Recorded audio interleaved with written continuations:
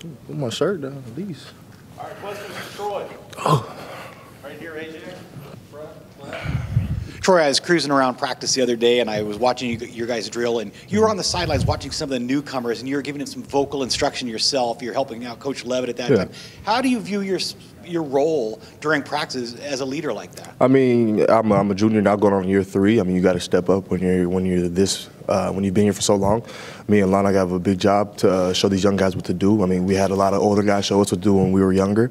So I just try to take a big role in being a leader and try to show them the right way and the things to do. Because I know it's hard to ask coach questions, so I try to make myself available for young guys to come ask me questions or try to coach them up on little things, because I may say it a little different than Coach Levitt will say it. Maybe a way that he can understand it better than Coach Levitt will tell him, and he gonna get all lost and discombobulated. So I just try to help him out. Troy, it's been mentioned before, but when Coach Levitt was at Colorado, obviously, and he inherited a poor defense, turned it around slightly or significantly year 1.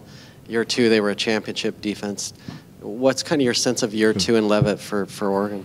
A championship, like you just said. I mean, if Colorado was able to make that big turnaround going into year 2, I mean, we should have no problem doing it. Because we have the same tools that they had, and we got to just keep working, chopping wood like they did. And we got to keep getting better, and each day just keep improving on the defenses and on the calls and our communication as a whole, and just try to get better as a unit.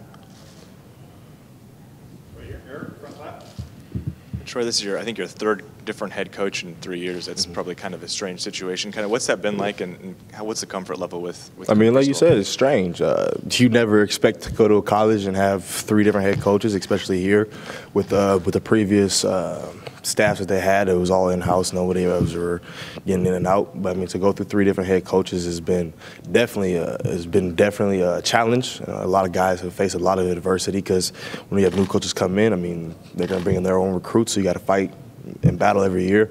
And it's kind of cool to have the same core coaching staff, but a new head coach, because you still have the same coaches, so they know what you're capable of doing.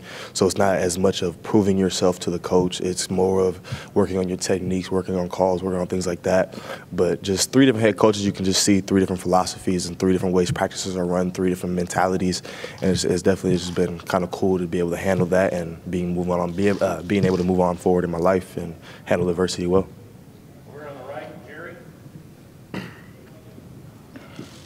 Yeah, Troy, I'm sure you're very optimistic your first 2 years you came here, but are you more optimistic this year than ever, and if so, why?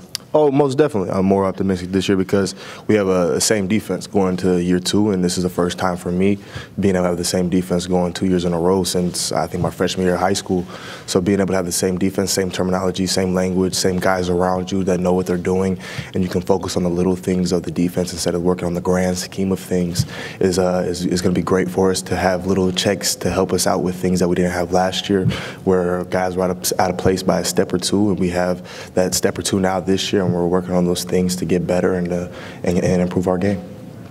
Right here, front left, Matt. Lamar and Keith came in the same year as you did, and you instantly made big impacts. And last season, Lamar started turning the corner, and now Keith had a really big spring. What's kind of, from your vantage point, what have you seen from those 2 guys and their importance of the defense this coming season? I mean, they're a big factor in our defense. I mean, they're both outside linebackers, which is a big factor in our defense. We need both of those dudes to play fantastic this year. And like you said, I mean, Lamar had a great year last year, and he's just continued to build. He's put on weight. He's put on some strength. So, I mean, just him moving forward and seeing his transition from when we first came in as freshmen till now is it's phenomenal. In the same way with Keith. I mean, Keith came in a little overweight our freshman year. He's lost a lot of weight. He's worked on his hips. He's done a lot of great things to improve his game, and you can definitely tell he loves the game again. And because he kind of went through a little rough patch, but I mean, he found himself and he's doing his thing, and I'm really happy for him. And we're really counting big on those 2 guys, especially this year. Right here, AJ, front center. You got reunited this year with Travis. He showed up here for spring camp. How is it being a big brother to Travis now that you guys are on the same team again? How do you do that role? How do you? I mean, I kind of just treat him like he's another teammate on the team. I don't ever really single him out or try to just get on him extra hard. But I mean, I will pull him to the side and let him know, like, hey, this is what we need to do. This is what you need to do. There's little things that you need to pick up, little things you need to do. But ultimately, I kind of let him live his own life. You got to let him do his own things, make his own mistakes, make his own corrections. I mean, that's part of growing up, and I try to help him avoid the bigger picture things where you're staying out of trouble. You're not going out late at night. You're recovering the right way. There's the little things that my older brother helped me without when I called him when I needed help. But I just try to help him with little things. Anytime he has a question, I try to answer the best I can. But I mean, I just try to just let him do his own thing, let him live his own life. Right here, second row, Austin, on the left.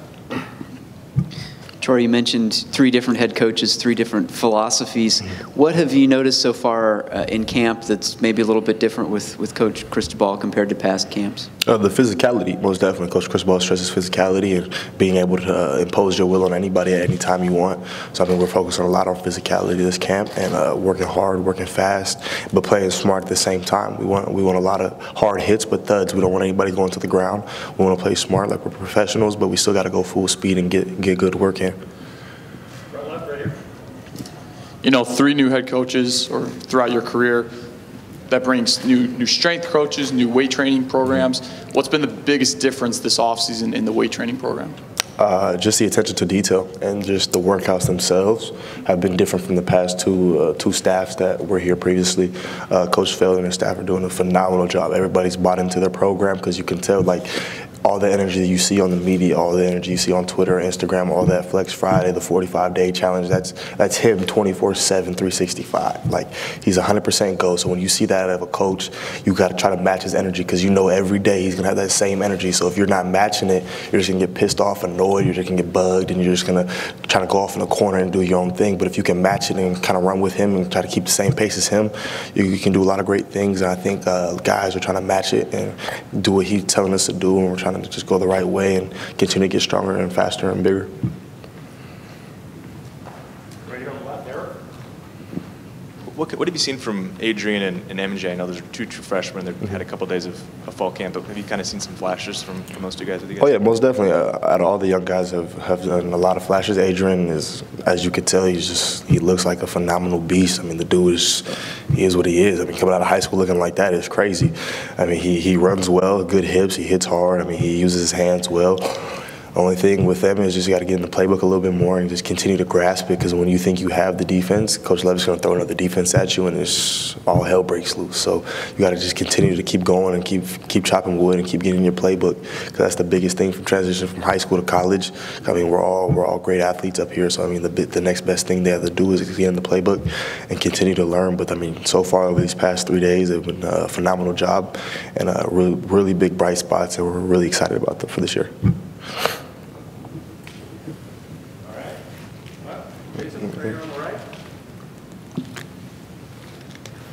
I'm sure you remember the days when the Ducks were sitting on top of the college football world and playing in a couple title games, and obviously such a powerful team. Taking a little bit of a step back, but coming back now, picked 3rd in the division.